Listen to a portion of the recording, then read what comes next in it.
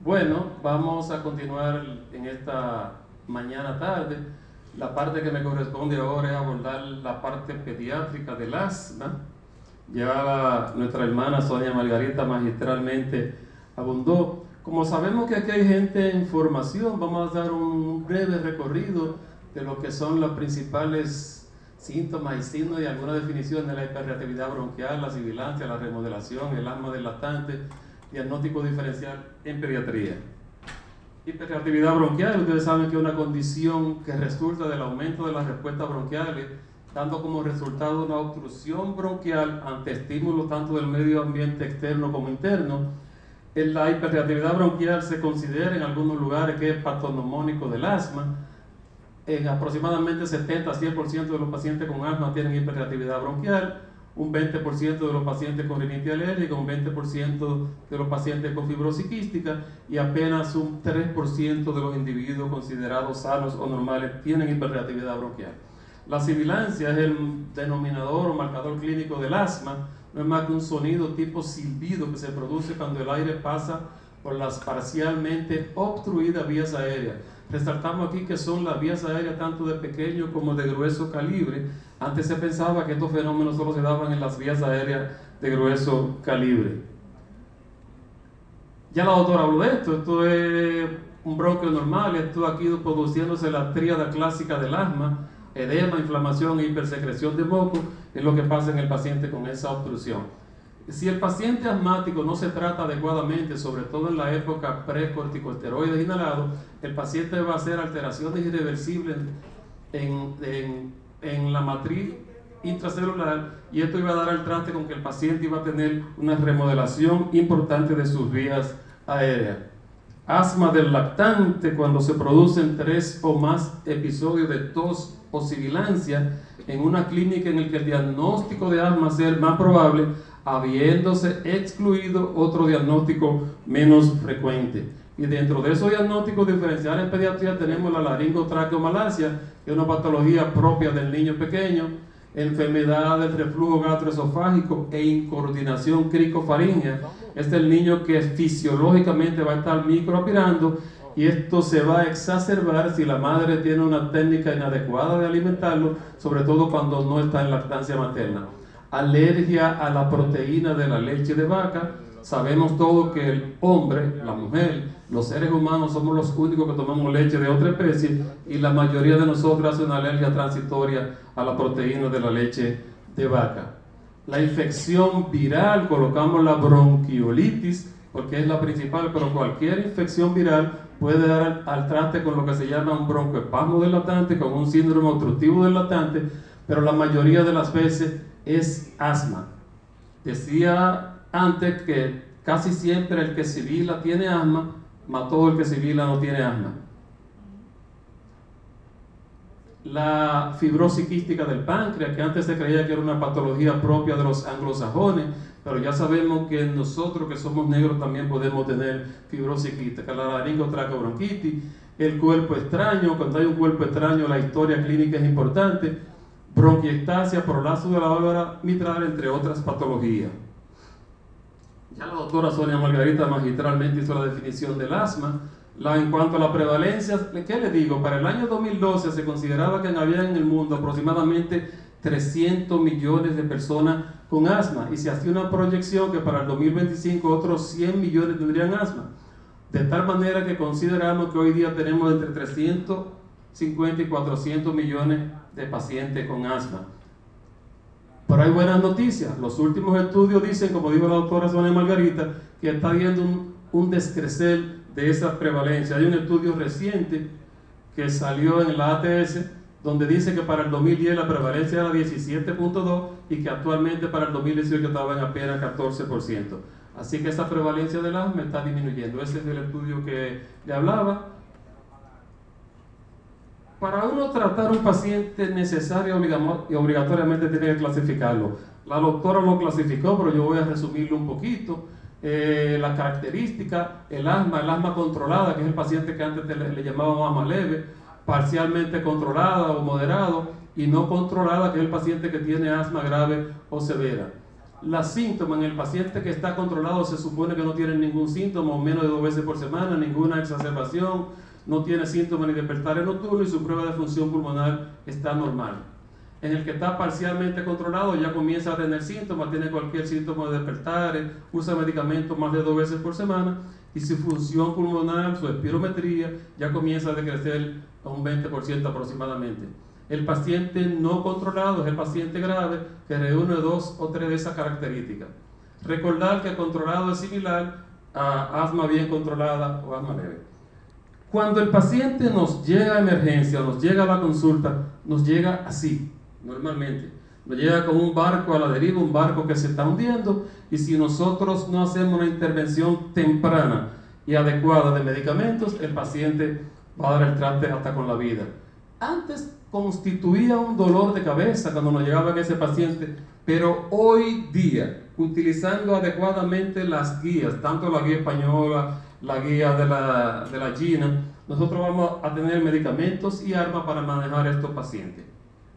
La GINA 2017, actualizado en el 2020, lo maneja el asma de acuerdo al escalón. En el estadio 1, escalón 1, es el paciente que está controlado, el paciente que prácticamente está asintomático, y normalmente se maneja con un corticosteroide inhalado a baja dosis. Ya en el escalón 2, el paciente que está pasando de lo normal a parcialmente controlado, un paciente que necesita dosis baja de corticosteroides, y eventualmente, según esta guía, le podemos agregar un modificador de leucotrieno en el caso de los pediátricos. En el escalón 3 ya es un paciente que está entrando a no controlado. Aquí en este escalón tenemos corticoides inhalados, tenemos beta-2 agonistas de acción prolongada y otros medicamentos. En el escalón 4 ya el paciente que no está controlado, ahí usamos beta-2 agonistas de acción prolongada, corticosteroides inhalados en dosis más elevadas y eventual algún otro medicamento. Ya en el estadio 5 es lo que llamamos asma de difícil control, es el paciente que está descontrolado y es un paciente que va a entrar en un esquema especial de medicamentos. Recordar que en cualquier estadio que el paciente haga una exacerbación, los medicamentos de alivio, medicamentos de rescate, es un beta-2 agonista de acción corta o SABA. Y que los antiinflamatorios tipo corticosteroides, sea corticosteroide inhalado o sea corticosteroide parenteral, metilprednisolona, hidrocortisona, prednisolona, están indicados y son parte del tratamiento. Crisis asmática. ¿Qué llamamos crisis asmática? Es un aumento de los síntomas rápidamente crecientes en minutos, horas o días, con una disminución importante del flujo aéreo. Es una crisis aguda de asma. Si el paciente es de Santo Domingo Este, es en una ambulancia así que va a llegar, y con el tránsito que hay, pues el paciente posiblemente va a llegar en malas condiciones. Medicamentos de rescate: salbutamol, inhalado o nebulizado, esteroide sistémico, ya sea por vía oral o por vía endovenosa, bromuro de hipatropio, y este lo colocamos con signo de interrogación porque humildemente en nuestros 35 o 40 años de ejercicio no lo hemos utilizado, pero los intensivistas lo usan con frecuencia. ¿Qué hacen estos medicamentos de rescate? Broncodilatadores de acción corta, alivian el broncoespasmo, mejoría sintomática rápida, actúan sobre los síntomas cardinales como son la tos, el apretamiento y la sibilancia. El salbutamol es el buque insignia de los medicamentos de rescate. En 1948, Raymond Arkin descubrió la existencia de 2 tipos de receptores alfa y receptores beta. En 1967, Lang y colaboradores los subdividieron en beta 1 y beta 2. En el 69, Allen y Hamburys de GSK comienzan a producir salbutamol. Ya para 1969, en el Reino Unido, teníamos disponible el salbutamol para uso clínico. Y en Estados Unidos de América, a partir de 1980, llega el salbutamol para uso clínico. Y eso vino a revolucionar el tratamiento de rescate de los pacientes asmáticos.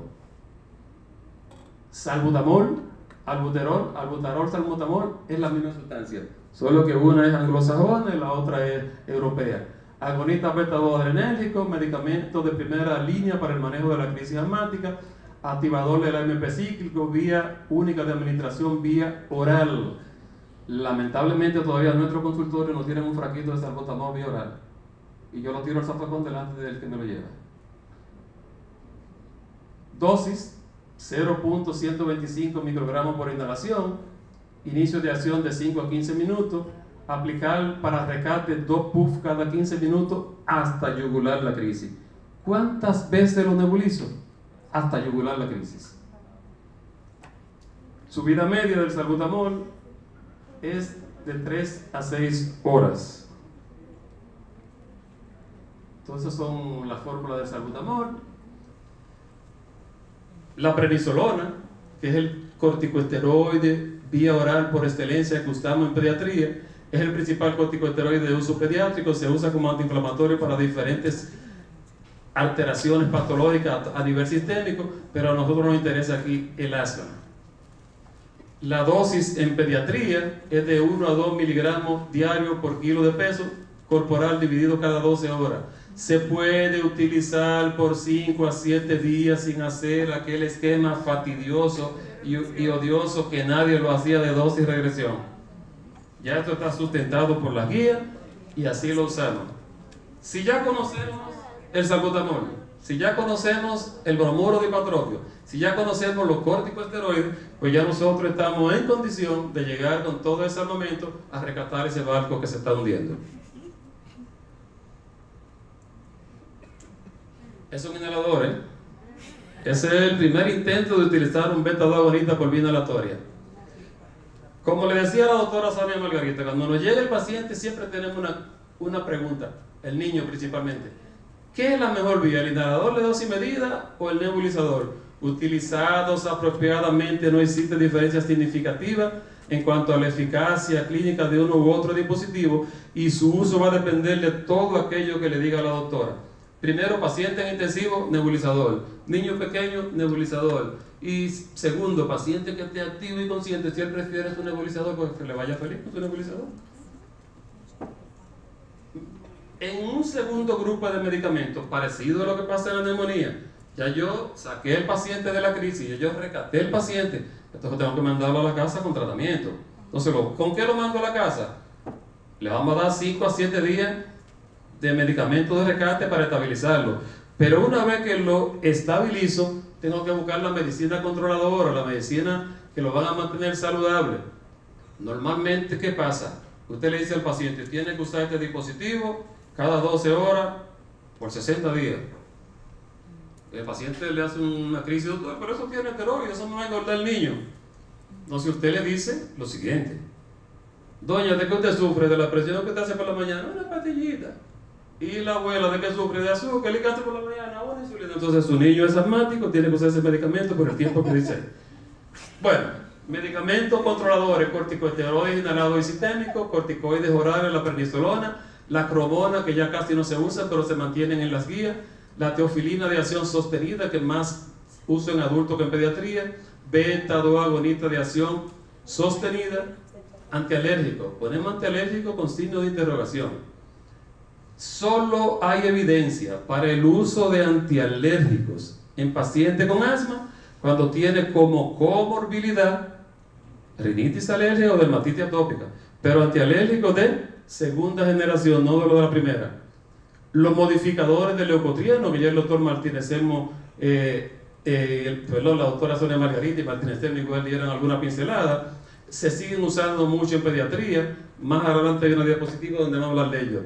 Los antagonistas del EGE, los anticuerpos monoclonales y drogas experimentales. La GEMA, la guía de la Sociedad Española de Neumología y de Doctora, igual, para el tratamiento de mantenimiento y control, ellos tienen una tabla. Ellos tienen, a diferencia de la GINA, que tiene 5 escalones, la GEMA tiene 6. En el escalón número 6, la GEMA coloca el asma de difícil control. Entonces, aquí donde usted va a usar los anticuerpos monoclonales, las drogas experimentales. En el escalón 5, ya usted comienza a usar anticuerpos monoclonales, anti-IgE.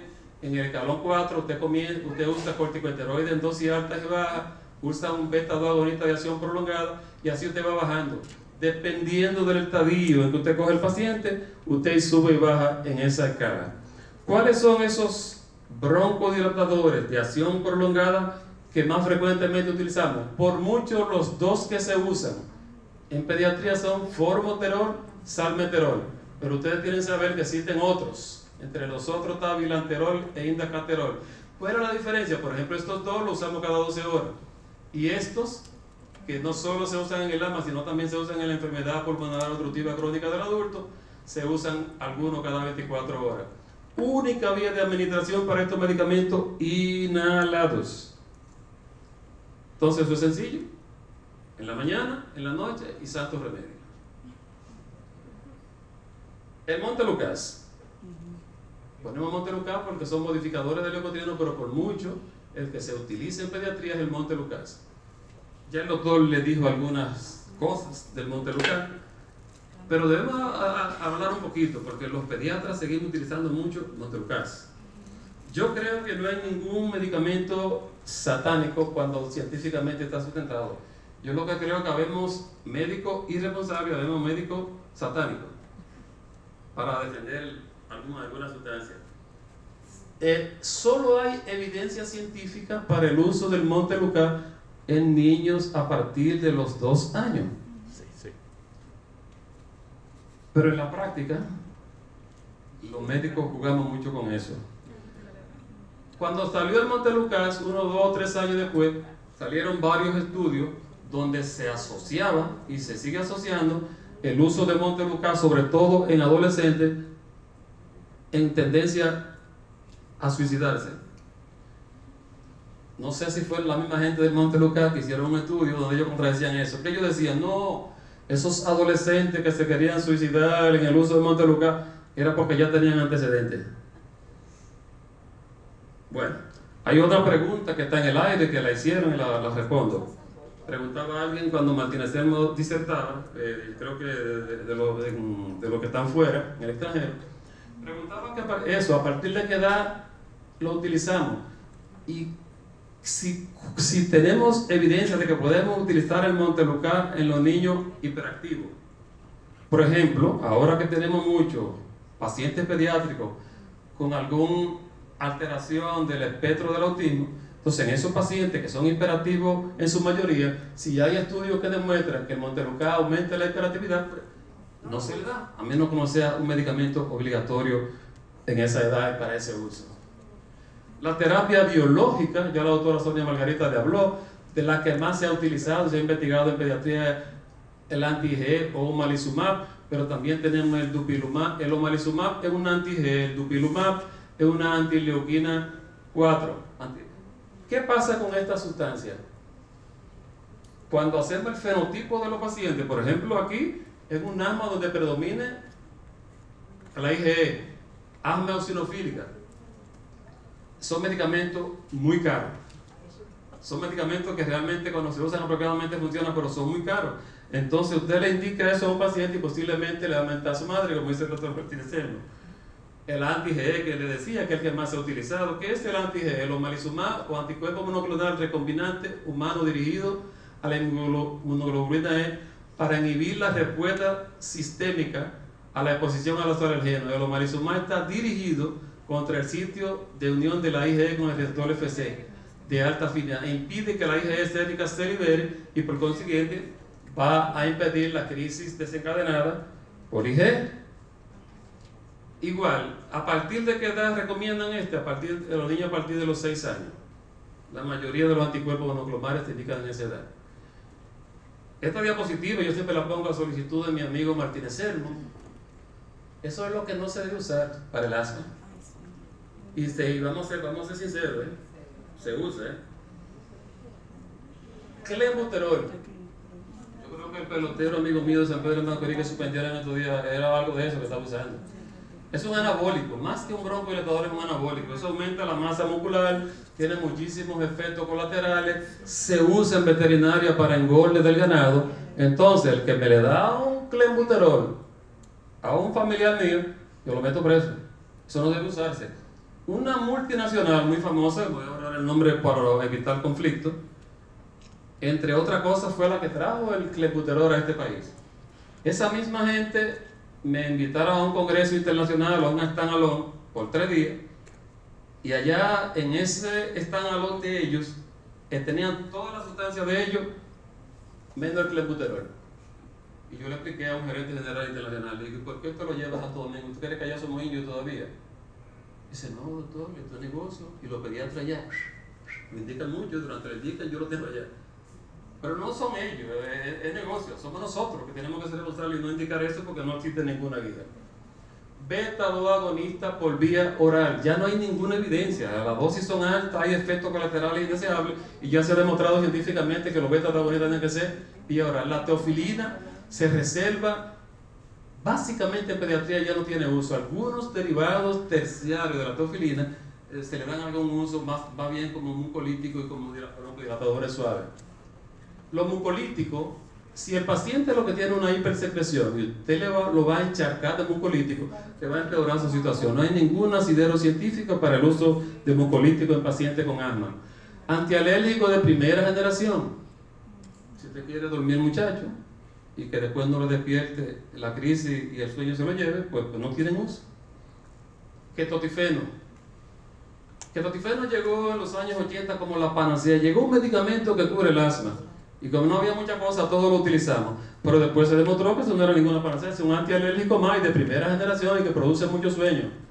Los ungüentos, que la abuelita no le ponga mentol, que la abuelita no le ponga benguer, porque va a ser un círculo vicioso. Mientras más inhala, peor va a ser su situación. Antibióticos. Solo se debe utilizar antibióticos en el paciente con asma o con crisis de asma cuando hay evidencia de que tiene una comorbilidad de tipo infeccioso, una otitis, una bronconeumonía, una neumonía. Hay algunos estudios recientes que en algunos pacientes asmáticos, dependiendo del fenotipo, se utiliza macrólido, específicamente la citromicina. Pero ese es un capítulo más adelante que posiblemente el doctor Martínez lo toca. Aquí hay gente con nietos. El médico que le manda un supositorio al hijo mío por una crisis asmática, yo lo demando. Y por ahí lo digo con mucha propiedad. Por ahí hay prednisolona retal. Eso tiene una absorción inadecuada e imprecisa por esa vía. Teofilina por vía rectal. Entonces no existe ninguna evidencia científica para que la teofilina, para que los esteroides o la prednisolona se use por esa vía. Entonces nosotros como pediatras tenemos que ser responsables, no nos salgamos de la guía. Usted no le está adicionando nada, usted lo está poniendo a gastar un dinero que le sirve para el medicamento que realmente necesita. Bueno, en los últimos 20, 25, 30 años ha habido avance en el asma: corticoides inhalados, beta-2 agonista de acción prolongada, modificadores de leucotrieno, medicamentos biológicos, anticuerpos monoclonales, el tiotropio y la citromicina, que como yo le decía, que en algunos casos muy específicos se usa. Si usted trató adecuadamente al paciente, usted va a lograr el objetivo de que el paciente salga de su crisis, de que el paciente controle su asma y tenga un estilo de vida saludable, adecuado y deportista. ¿Sabían ustedes que el 30% de los atletas de alta competición tiene asma? Pues sepan lo que lo tienen. No Marco Díaz, sino los atallados, los peloteros, los baloncestistas, todo, el 30% de los atletas que van a la Olimpiada tienen asma. Entonces, ¿qué es lo que buscábamos? Ausencia de síntomas, síntomas mínimos, incluyendo los síntomas nocturnos, episodio o ataque mínimo de asma, sin visita a la urgencia médica, de clínica u hospitales. Le digo con toda propiedad y sin ánimo de ufanarnos, mis pacientes, que son aproximadamente 150 por semana, solo van a la emergencia donde yo trabajo cuando se me pierden 6 o 7 meses. Pero mis pacientes que hacen su chequeo normal no van a emergencia. Son pacientes que están controlados. Solo si tienen una comorbilidad inesperada puede descontrolarse. Mínima necesidad de tratamiento beta-2 agonista de rescate, sin limitación de las actividades físicas y el ejercicio, que su función pulmonar esté normal y que tenga ausencia mínimo de efectos colaterales de los medicamentos. Por eso hablamos de Montelukast. Siempre existe el miedo de los corticosteroides. Ya se ha demostrado científicamente que los corticoides inhalados no tienen ningún efecto colateral y que si el individuo es pequeño va a ser pequeño porque esa es su contextura familiar. En los años, a principios del 90, en Israel tomaron 20.000 soldados asmáticos. Separaron dos grupos. Un grupo que utilizaba corticosteroides y otro grupo que no utilizaba corticosteroides. Cuando esos soldados cumplieron 20 años, ellos lo analizaron y demostraron que tanto lo que usaron corticosteroide terapéutico como lo que no lo utilizaron, su percentil de crecimiento fue igual. Y si acaso el individuo baja, es uno menos de 1 pulgada. Y por 1 pulgada te lo va a dejar morir, muchacho. Así que ahí lo dejamos. Muchas gracias.